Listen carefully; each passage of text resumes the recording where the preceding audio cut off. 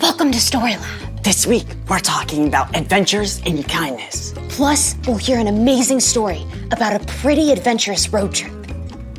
This way.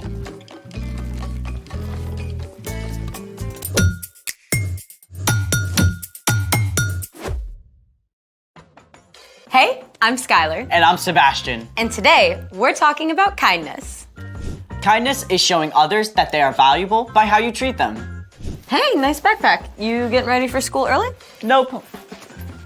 I'm going camping at Lake Wanasmacaskita. I love camping. Orienteering, setting up rain flies, cooking in the old Dutch oven, hobo dinners, and cowboy coffee. You know what I'm talking about, right? I've never been camping before. First time for everything. I mean, the real trick is just in the preparation, making sure you pack everything you need. Okay, that I've got covered. Okay, let's see what you got. First, bug spray. Little cold for mosquitoes, but better safe than itchy. Then, What else? there's my Nintendo Switch. There's no electricity in the woods, Sebastian. Then you're not gonna like my next item. What's that? My Star Nightlight and sound machine. You know that there's stars and sounds of nature. Well, I also packed some non-electric stuff. Great. My knitting kit, tennis racket, golf club, got my snake. Oh, my chicken, you know.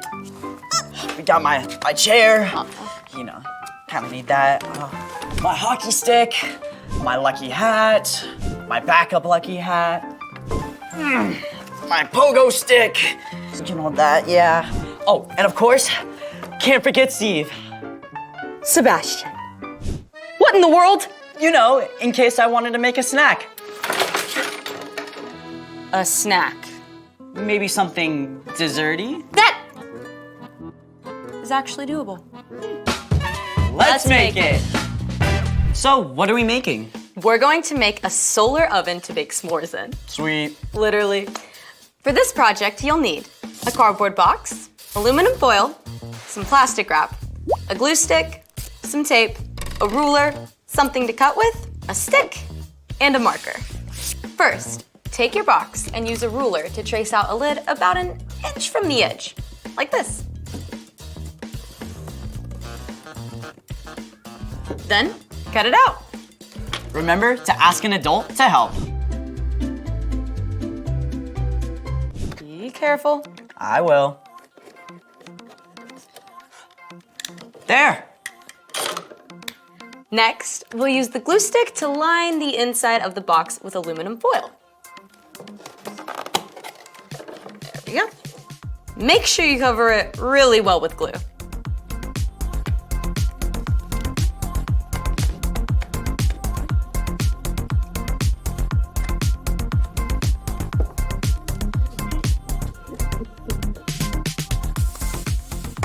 Okay, now we'll attach the aluminum foil to the inside of the box. Oh, like a real oven. The metal reflects the heat.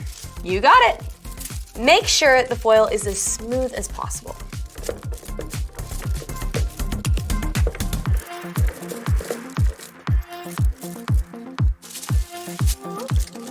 Perfect. Then what? Then use double-sided tape to tape 2 layers of plastic wrap to the inside of the outside edge of the box top. To hold the heat inside. All right.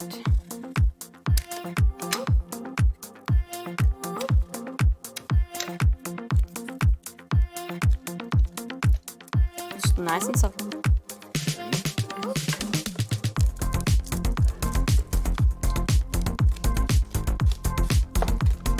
Very nice. And now we have the second layer.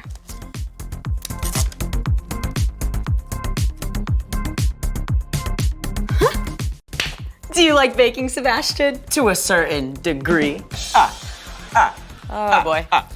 Incoming dad joke. And done. So, how do we plug it in? Kidding. We use the stick to hold open the lid so the sunlight bounces down into the oven. It's the sun's heat that warms up our s'more. Spoken like a camping pro.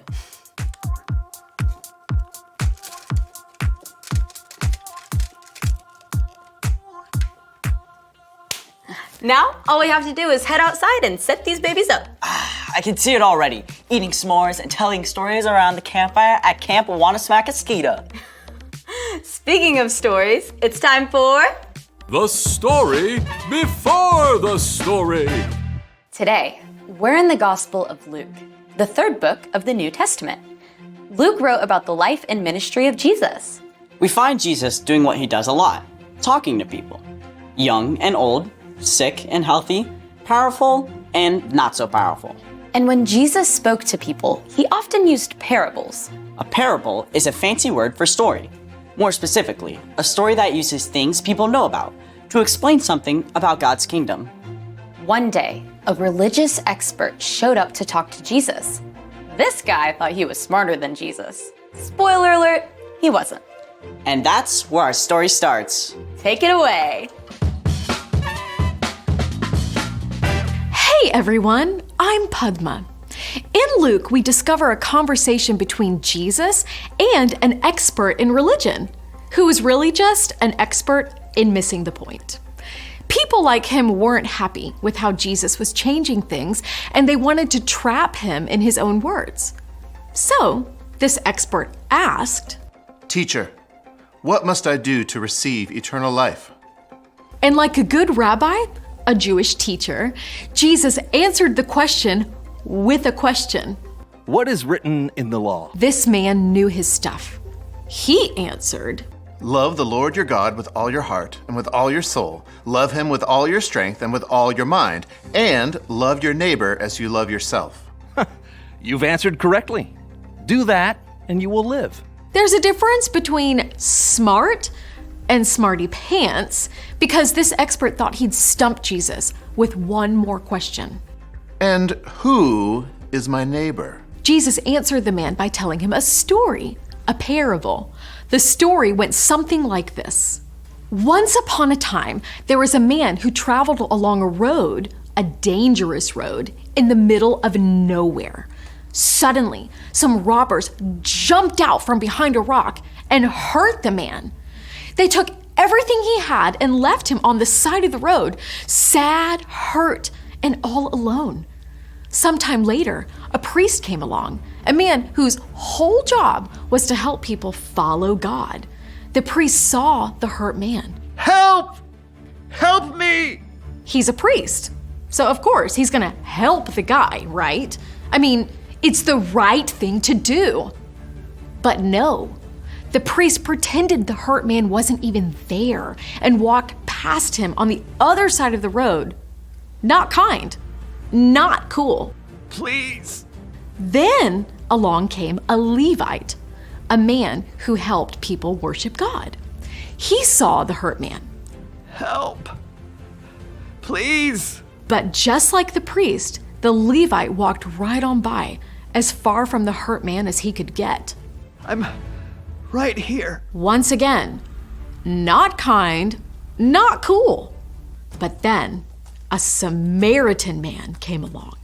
Now, at this time, people from Samaria did not get along with Jewish people. It had been this way for hundreds of years. In fact, Jewish people would walk way around just to avoid walking by a Samaritan town. Oh no! Don't look this way. But this Samaritan cared about people more than he cared about old grudges. He felt sorry for the hurt man and stopped to help.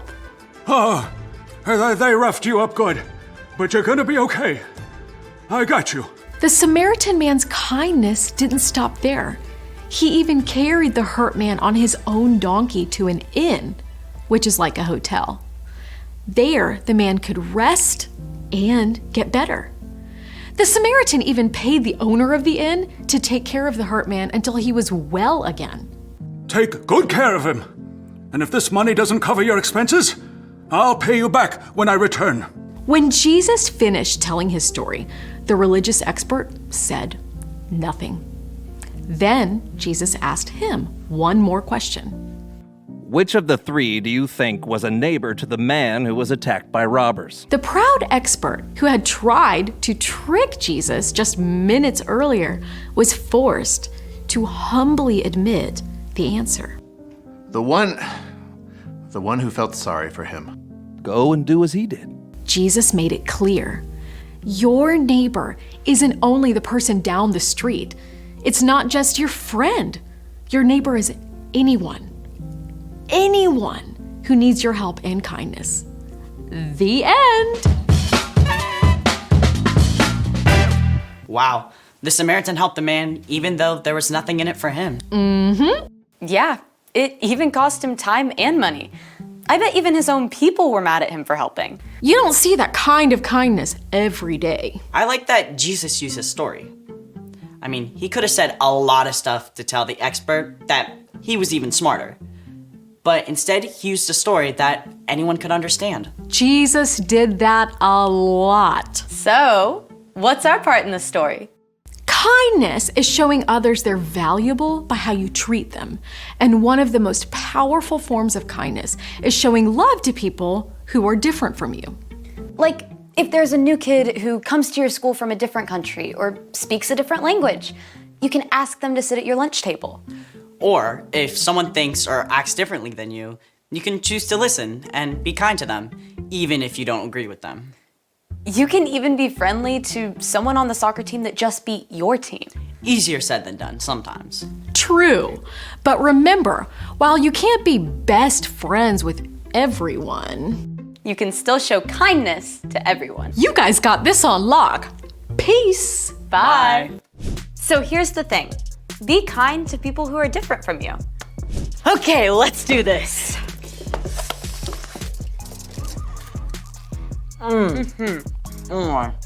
Well, the good news is that we have successfully baked s'mores in our new oven. So what's the bad news? We have also brought in ants. Wait! Are they on me? Are they on me?